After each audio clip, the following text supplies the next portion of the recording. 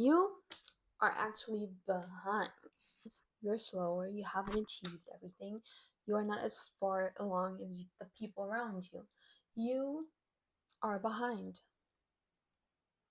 You've compared yourself a little bit to people below your age, above your age, and at your age, and you have concluded that you are behind. And that is very fair. I thought a little bit about it, and then I realized the problem is not that I'm not behind, or the thing is not like I am behind.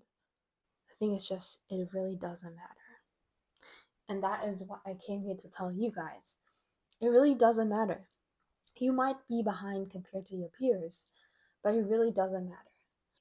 What is this feeling behind deriving from?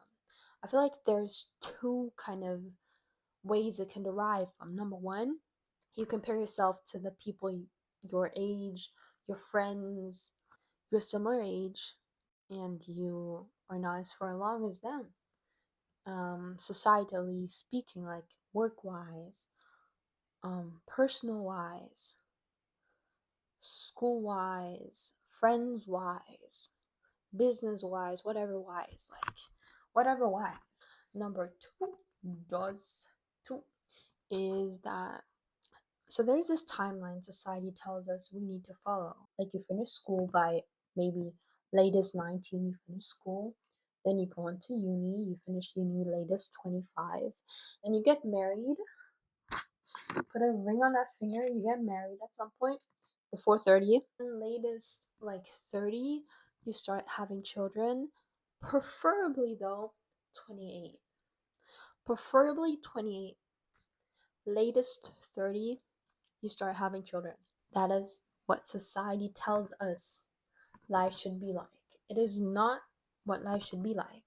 It is what society tells us our life should look like. It keeps the system going.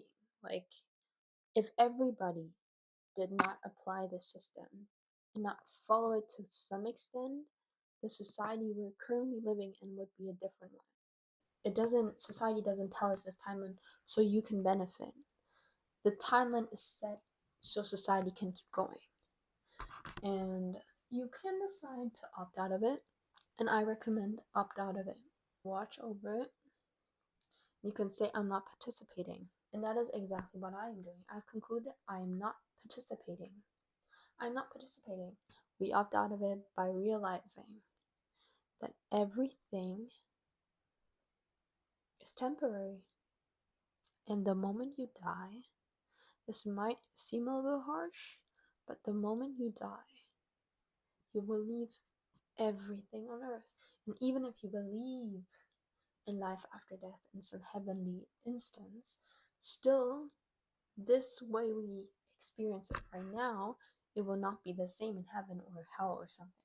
But physically, they are staying. Physically, they're staying on earth and you are going. So, realizing this brings a lot of peace, because it brings the peace that even if people achieve more than you and they are faster than you, they will have to leave this. Anyways, like you will have to leave what you have. You can find peace in it. And I don't believe the goal of life is to achieve as much as possible.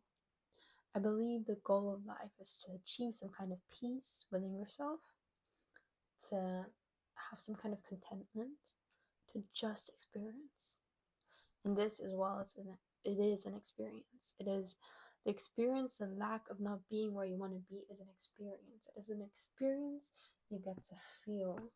And I feel like we're on earth to feel. We're on earth not to just reach goals. The experience is also part of it. Because life is not about reaching some kind of level. That is what capitalism is about. Capitalism is about reaching some kind of level. But just life in itself is about experiencing. This as well, it is an experience for you, it's an experience for me, not being where we want to be. It's a valid experience, and it's just as valid as having everything. And removing yourself a little bit from comparison as well as the societal timeline, you can chill. You can chill. You get to be nonchalant and less stressed. which is peaceful. You are behind,